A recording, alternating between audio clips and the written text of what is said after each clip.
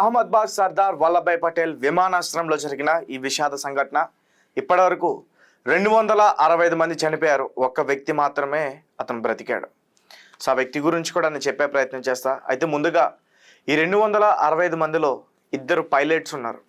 And air India విమానంలో ఈ ప్రయాణికులతో పాటు 10 మంది అక్కడ స్టాఫ్, అలాగే 2 పైలట్స్. అందులో ఒక వ్యక్తి పేరు సుమిత్ సబర్వాల్.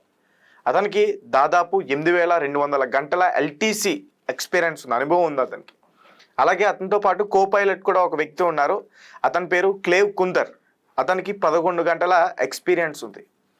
అయితే సుమిత్ సబర్వాల్ వీళ్ళ నాన్నగారికి ఒక మాట ఇచ్చాడు ఆయన. ఎందుకంటే వాళ్ళ నాన్నగారికి ఆరోగ్య పరిస్థితి అంత బాగాలేదు. మనం క్లియర్గా విజువల్స్లో చూడొచ్చు ఒకసారి. అతనికి, నాన్న నేను ఈ పైలట్ జాబ్కి రాజీనామా చేస్తా, రిజైన్ చేసేస్తా, ఇంకా నేను చేసి ఇక జీవితం మీతోనే గడుపుతాను నాన్న, మీ ఆరోగ్య పరిస్థితి బాగాలేదు, నేను మీతోనే ఉంటానంటూ కూడా ఆయనతో మాట్లాడడం జరిగిందంట. సో అంటే సుమిత్ సబర్వాల్ ఇప్పుడు చనిపోయారు. బాడీ కూడా అప్పగించడానికి కూడా కొంచెం చాలా టైం పడుతుంది. డిఎన్ఏ టెస్టులు చేసిన తర్వాతే ప్రతి బాడీస్ని కూడా అప్పగించే అవకాశం ఉంటుంది. ఎందుకంటే ఈ విమానంలో ఫ్యూయల్తో ఎక్కువగా బ్లాస్ట్ అయిపోవడం వల్ల చాలామంది బాడీలు కూడా పూర్తిగా అంటుకుపోయి దగ్ధం అయిపోయినాయి. గుర్తించడానికి కూడా అంత ఈజీ కాదు. ఎందుకంటే దాదాపు 80 to 90% ప్రతి బాడీ కూడా కాలిపోయింది. అండ్ వెలికి తీసే ప్రయత్నం చేస్తున్నారు. అండ్ ఇంకొకటి, కొన్ని బాడీస్ దొరకపోవచ్చు. ఎందుకంటే కొన్ని లక్షల లీటర్ల ఫ్యూయల్ అందులో ఉంది కాబట్టి అదంతా కూడా ఒకసారిగా బ్లాస్ట్ అయితే ఐరన్ కూడా కరిగిపోయే ఛాన్స్ ఉంది. అట్లాంటిది శరీరం ఖచ్చితంగా పూర్తిగా దగ్ధమయ్యే అవకాశం అయితే ఉంటుంది. అండ్ ఇప్పటికే సీఎం లాంటి పెద్ద మనిషినే ఇంకా ఆయన బాడీనే గుర్తించలేదు. రైట్. అయితే అసలు ఈ ప్రమాదం ఎలా జరిగింది, ఎందుకు జరిగింది? అయితే ముఖ్యంగా ఈ లాస్ట్ ఎవరైతే కూర్చున్నాడో 11 years సీట్ వ్యక్తి విశ్వాస్ కుమార్ రమేష్. ఇతను యాక్చువల్గా గుజరాత్కి సంబంధించిన వ్యక్తి, మన భారతీయుడే, కానీ బ్రిటన్లో సెటిల్ అయిపోయారు వీళ్ళు. టేక్ ఆఫ్ అయిన 32 secondsకి మొత్తం విమానం మొత్తం కూడా పేలిందంట. అంటే సాధారణంగా మనం ఏమనుకుంటున్నాం, విమానం విజువల్స్ అన్ని కూడా చూస్తుంటే విమానం ఏదో టెక్నికల్ ఇష్యూ వచ్చి అక్కడ అది సరిగ్గా ఆ వెయిట్ ని లిఫ్ట్ చేయలేక, ఆ బరువును తట్టుకోలేక హైడ్రాలిక్ లీక్స్ వల్ల అది పడిపోయినట్టుగా మనకి విజువల్ లో కనిపిస్తుంది. సో దాని తర్వాత ఒక కాలేజ్, మెడికల్ కాలేజ్ దగ్గరికి వెళ్ళి దాని మీద పడటం, సో దాంట్లో ఎక్కువ మొత్తంలో ఫ్యూయల్ ఉండడం, అదంతా కూడా పెద్దగా బ్లాస్ట్ అయిపోయింది. ఈ రకంగా మనం చూస్తున్నాం, విజువల్స్ లో కూడా మనకి అదే కనిపిస్తుంది. కానీ ఇతను ఏం చెప్తున్నాడంటే, విమానం ఎప్పుడైతే టేక్ ఆఫ్ అయిందో అప్పుడే ఒక 32 secondsకి విమానం బ్లాస్ట్ అయిందని చెప్తున్నాడు. నేను విండో సీట్ దగ్గర కూర్చోవడం వల్ల, 11 years సీట్ కూర్చోవడం వల్ల నేను వెంటనే బయటకు దూకేసిన కొన్ని క్షణాలకి నాకు స్పృహ లేదు. అండ్ నాకు స్పృహ వచ్చింది, నా అంతటి నాకే స్పృహ వచ్చింది, నా దగ్గరికి ఎవరు రాలేదు. దాని తర్వాత నేను లేచి చూస్తే మొత్తం కూడా చాలా పూర్తిగా ధ్వంసం అయిపోయి ఉన్నాయి. చాలా పెద్ద ప్రమాదం జరిగింది. నాతో పాటు నా సోదరు కూడా ఉన్నాడు, ఆయన కూడా చనిపోయి ఉంటాడు అంటూ కూడా అతను మీడియాతో రీసెంట్గా మాట్లాడడం జరిగింది. అయితే అతను లేచి వచ్చిన తర్వాత ఇతను విమానంలో నుంచి బయటపడ్డాడంటే ఎవరు నమ్మలేదు చాలాసేపటి వరకు. తర్వాత కొంతమంది వ్యక్తులు అతను గుర్తించి అంబులెన్స్కి అయితే తరలించారు. దాని తర్వాత అసలు ఆ వ్యక్తి ఎవరు, ఏంటి, ఆ డీటెయిల్స్ ఏంటి, టికెట్ కొనుక్కున్న డీటెయిల్స్ ఆన్లైన్లో అన్నీ కూడా ఈజీగా దొరుకుతాయి కాబట్టి ఆ వ్యక్తికి సంబంధించిన డీటెయిల్స్ అన్నీ కూడా బయటకు వచ్చిన తర్వాత ఆ వ్యక్తి ఆ విమానంలోనే ఉన్నాడు, ఆ విమానంలోనే ప్రయాణించాడనే విషయాన్ని గుర్తుపెట్టుకున్నాం. ఈ వ్యక్తితో పాటు ఇంకా చాలా మంది ఉన్నారు. అంటే ఈ వ్యక్తి బ్రతికాడు కాబట్టి ఇతని గురించే మాట్లాడుకుంటున్నాం. అండ్ చాలా మంది చనిపోయారు. ముఖ్యంగా ఒక డాక్టర్కి సంబంధించిన ఫ్యామిలీ లండన్ వెళ్ళి సెటిల్ అవుదాం అనుకున్నారు, కానీ అనుకోకుండా ఈ ప్రమాదం జరగడం ఎంతో సంతోషంగా ఒక సెల్ఫీ వీడియో కూడా తీసుకున్నారు. ఇండియా నుంచి ఇంకా పూర్తిగా లండన్ వెళ్ళిపోతున్నాం, లండన్లో సెటిల్ అవుతున్నాం అని. సో వాళ్ళు కూడా చనిపోవడం జరిగింది. అయితే ఈ హైడ్రాలిక్ ఏదైతే ఉందో దానివల్లే క్రాష్ అయిందా, ఈ హైడ్రాలిక్ లీక్ అయింది దానివల్లే క్రాష్ అయిందా? ఈ ఎయిర్లైన్ 171 AI 171, AI అంటే ఎయిర్ ఇండియా. సాధారణంగా ఫ్లైట్ టేక్ ఆఫ్ అయ్యేటప్పుడు ఖచ్చితంగా ATC నుంచి అనుమతి రావాలి. ATC అంటే ఎయిర్ ట్రాఫిక్ కంట్రోల్. సో వాళ్ళు అనుమతి ఇచ్చిన తర్వాతే, అన్నీ సరిగ్గా ఉన్నాయి, చక్కగా ఉన్నాయన్న తర్వాతే వాళ్ళు దానికి అనుమతి ఇస్తారు. దాని తర్వాత విమానం ఫ్లై అవ్వాలి. అలాగే ఈ ఫ్లై అవ్వడాకన్నా ముందు ఎప్పుడైతే రన్వే పైన నిల్చుని ఉంటుందో విమానం, అప్పుడు దాని ఇంజన్స్ చెక్ చేస్తారు. దానికి 2 ఇంజన్స్ ఉన్నాయి. ఆ ఇంజన్ పేర్లు కూడా చెప్తా. GEnx 1B 2 ఇంజన్స్ ఉన్నాయి దానికి. అండ్ ఇది ఒక బోయింగ్ డ్రీమ్ లైనర్ 787-8, జపాన్కి సంబంధించింది. దీనిపైన చాలామంది అమెరికన్ విమాన సలహాదారులు చాలామంది కూడా మాట్లాడే ప్రయత్నాలు చేస్తారు. ఒకవేళ మాకు అవకాశం ఇస్తే మేము అక్కడికి వచ్చి దర్యాప్తు చేస్తామంటూ కూడా చెప్తున్నారు. అయితే పూర్తిగా ఒకసారి ఈ విమానం గురించి మాట్లాడతా. ఇప్పుడు ఏదైతే ఉందో AI-171, ఇది అసలు దీని ఎక్స్పీరియన్స్ ఏంటి, ఇది ఎప్పటి నుంచి వర్క్ చేస్తుంది, ఒకసారి దీని గురించి మాట్లాడదాం. రీసెంట్గా June 5 to June 12 లండన్ వెళ్ళింది, Delhi to London, Delhi to Paris, Melbourne to Delhi, అలాగే ఢిల్లీ టు టోక్యో, చాలా ప్రాంతాలకు కూడా ఈ విమానం తిరిగింది. ప్రతి ఒక్కరిని కూడా సేఫ్గానే ల్యాండ్ చేసింది అండ్ ఎటువంటి టెక్నికల్ ఇష్యూస్ రాలేదు. అలాగే అందరినీ కూడా సేఫ్గానే ల్యాండ్ చేసింది ప్రయాణికుల్ని. అలాగే ఇప్పుడు రీసెంట్గా June 5 నుంచి Delhi to London via Ahmad 13 times. ఎప్పుడైతే మనం ఢిల్లీ టు అహ్మద్, లండన్ వీటి గురించి ప్రయాణించిందని చెప్పుకున్నాం, ఇందులో కొన్నిసార్లు కొన్ని టెక్నికల్ ఇష్యూస్ వచ్చాయి. టెక్నికల్ ఇష్యూస్ వచ్చినప్పుడే ఆ విమానాన్ని పక్కన పెట్టేస్తుంటే ఈరోజు 265 మంది ప్రాణాలు పోయిండేవి కాదు అని అయితే మాత్రం నేను చెప్తాను. ఎందుకంటే వాళ్ళు అశ్రద్ధ చేశారు. ఒక ఏరోప్లాన్ హైడ్రాలిక్ లీక్స్ అంటే అది చాలా కీలకం. అసలు ఇప్పుడు హైడ్రాలిక్ వల్లే కదా అది లిఫ్ట్ అవుతుంది.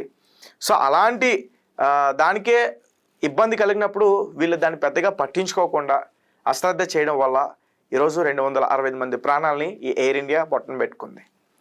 అయితే ఇది రన్వే పైన ఇంతకుముందు కూడా డైవర్ట్ అయిపోయింది. విమానం సరిగ్గా లేనప్పుడు ఇలా హైడ్రాలిక్ లీక్స్ అవుతున్నప్పుడు రన్వే పైన దాని యాంగిల్ మారిపోతుంది, డైవర్ట్ అయిపోతుంది. ఇప్పుడు నార్మల్గా ట్రైన్ పట్టాలు తప్పింది అంటాం, ఒక రోడ్ మీద ఒక బండి స్కిడ్ అయి తప్పింది అంటాం, అట్లా ఇది కూడా దీని యాంగిల్ని తప్పుతుంది. అంటే దానికి కారణం ఏంటంటే ఇది ప్రమాదంలో ఉందని, దాన్ని కూడా గుర్తించలేదు. అలాగే ఇంతకుముందు January 7 హైడ్రాలిక్ లీక్ అయింది, డైవర్షన్ కూడా అయింది ఇదే విమానం, ఈ AI-171. సో పూర్తిగా దీనికి సంబంధించిన సమాచారం ఒకసారి నేను మరింత వివరించే ప్రయత్నం చేస్తా. అండ్ ఇది 2013లో జపాన్లో తయారైంది విమానం, దాని తర్వాత ఇండియా డెలివరీ అయింది. అండ్ ఇది ఫస్ట్ వచ్చేసి 2013 డిసెంబర్ నెలలో ఇది ఫ్లై అయింది. సో ఇది విమానానికి సమాచారం. ఒకసారి పూర్తిగా నేను మరింత సమాచారం దీని గురించి చెప్పేందుకు ప్రయత్నిస్తా. ఇది చాలా చాలా దారుణమైన సంఘటన, దీన్ని ఎవరు కూడా మర్చిపోలేరు. అండ్ ఈ ఎయిర్ ఇండియా ఇప్పటివరకు వాళ్ళకి నష్టపరిహారం కూడా ఇస్తామంటూ చెప్తున్నారు. పోయిన ప్రాణాలను ఎలాగ తీసుకురాలేరు, సో వాళ్ళకి నష్టపరిహారం ఇస్తామంటూ కూడా చెప్తున్నారు. అండ్ ప్రతి ఒక్కరిని కూడా ఇది చాలా బాధ పెడుతుంది. ఎందుకంటే ఒక పక్క కొత్తగా పెళ్ళైన జంట సరదాగా ట్రిప్కి వెళ్దామని వెళ్ళారు, ఒక ఫ్యామిలీ హ్యాపీగా లండన్లో సెటిల్ అయిపోదామని వెళ్ళారు. అండ్ ఒక మహిళ కొత్తగా పెళ్ళైంది, 2025లోనే ఆమెకి పెళ్ళయింది. ఎగ్జాక్ట్గా నాకు డేట్ మంత్ తెలీదు, రీసెంట్గానే మ్యారేజ్ అయింది ఆమెకి. వాళ్ళ భర్త ఆల్రెడీ లండన్లో ఉన్నారు, అతన్ని కలవడానికి ఈమె కూడా వెళ్ళింది, ఆమె కూడా చనిపోయింది. అండ్ చాలామంది ఈ ఎయిర్ హోస్టెస్ ఫ్యామిలీస్ కావచ్చు, పైలట్ ఫ్యామిలీస్ కావచ్చు. అండ్ ఒక పైలట్ గురించి చెప్పాలి, క్లేవ్ కుందర్ ఎవరైతే ఉన్నారో అతను రీసెంట్గా వచ్చిన 12th ఫెయిల్ మూవీ, అతని పేరు నాకు అంత ఐడియా లేదు, క్షమించాలి. సో ఆ హీరో అందరికీ తెలుసు కదా, ఒక IAS ఆఫీసర్ లాగా ఎదిగి పెద్దగా ఒక మోటివేషనల్ మూవీలో ఉంటుంది. సో అందులో ఉన్న హీరోకి ఈ క్లేవ్ కుందర్ కో పైలట్ దగ్గర బంధువు అంటూ కూడా చెప్తున్నారు. ఆయన కూడా తన ఇన్స్టాగ్రామ్లో కానీ అకౌంట్లో కానీ ఆయన కూడా పోస్ట్ చేయడం జరిగింది. ఒకసారి నేను మరింత సమాచారం చెప్పేందుకు ప్రయత్నిస్తాను. విమానయాన చరిత్రలో ఇది చాలా పెద్ద సంఘటన. ఎయిర్ ఇండియా 171 విమానం టేక్ ఆఫ్ అయిన కొన్ని సెకండ్లకే కుప్పకూలిపోయింది. అలాగే కుప్పకూలిపోవడం కూడా కొన్ని సెకండ్ల వ్యవధిలోనే జరిగింది.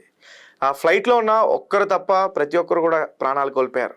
అహ్మదాబాద్ పోలీస్ కమిషనర్ ఇప్పటివరకు ప్రకటించారు 241 మంది చనిపోయారు ఈ ఫ్లైట్ ఎవరైతే ప్రయాణించారో ఆ ప్యాసింజర్స్ గురించి.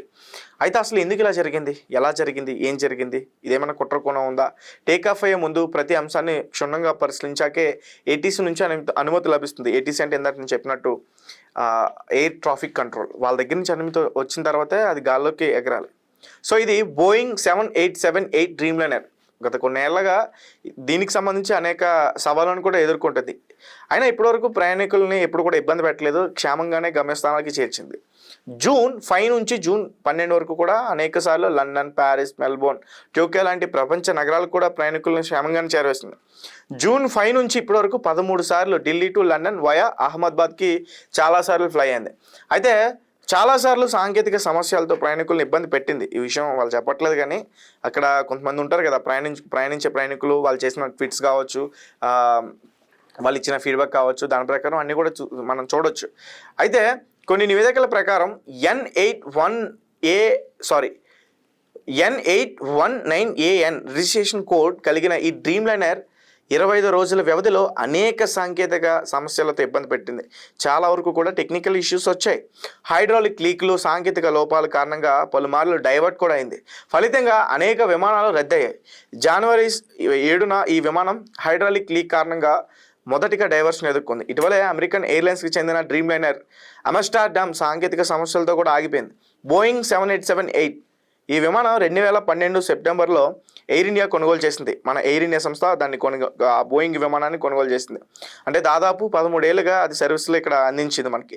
ఫ్లైట్ రాడార్ 24 డేటా ప్రకారం అహ్మదాబాద్ ప్రమాదం విమానం సుమారు 625 అడుగుల ఎత్తుకు చేరుకుని దాని తర్వాత 174 నాట్ల వేగంతో ఉండగా, ఈ నాట్ల అనే దాని గురించి ఒకసారి మీ గూగుల్లో సెర్చ్ చేసే ప్రయత్నించండి. ఇప్పుడు చెప్పేంత సమయం లేదు. అంటే ఈ నాట్ల వేగాన్ని ఎలా కొలుస్తారు ఏంటి అనేది మీకు అర్థం అవడం కోసం ఒకసారి గూగుల్ చేయండి.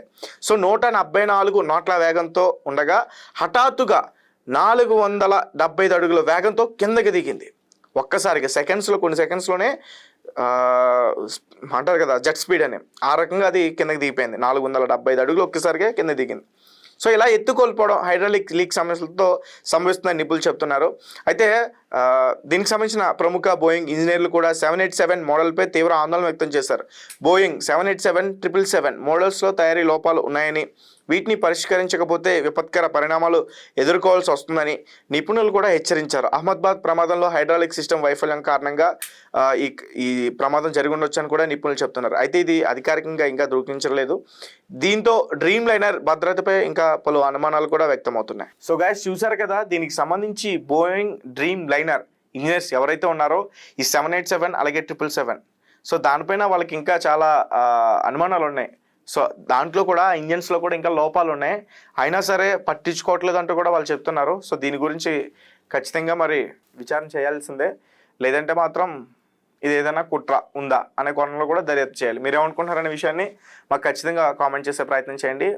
ఓవరాల్గా చూసుకుంటే నాకేమనిపిస్తుంది అంటే, నా వరకు హైడ్రాలిక్ సిస్టమ్ ఏదైతే ఉందో అది ఫెయిల్ అయిపోవడం, అలాగే వీళ్ళు చెప్తున్న ఈ GE-NX-1B ఈ ఇంజన్స్ కూడా చాలా ఏళ్ళ నుంచి వర్క్ చేస్తున్నాగా అవి కూడా పాడైపోవటం, దీనివల్లే టెక్నికల్ ఇష్యూస్ వచ్చి అది ముందు గుర్తించలేక, అలాగే ATC ఎయిర్ ట్రాఫిక్ కంట్రోల్ నుంచి కూడా సరైన అనుమతి వాళ్ళకి రాకుండా ఈ విమానం 625 అడుగులకి ఎగిరి సెకండ్స్లోనే 425 అడుగులకి పడి ఒక భవనం పైన పడి పూర్తిగా బ్లాస్ట్ అయిపోయింది, దగ్ధం అయిపోయింది. దాదాపు 265 మంది కూడా చనిపోయారు. సో ఏదేమైనప్పటికీ ఇది ఒక భారతదేశంలో చాలా చాలా పెద్ద ప్రమాదం అనేది చెప్పుకోవాలి, ప్రమాదమైన ఘటన అనేది చెప్పుకోవాలి. సో వాళ్ళందరూ ఆత్మలకి శాంతి చేకూరాలని చెప్పేసి మనం కోరుకుందాం.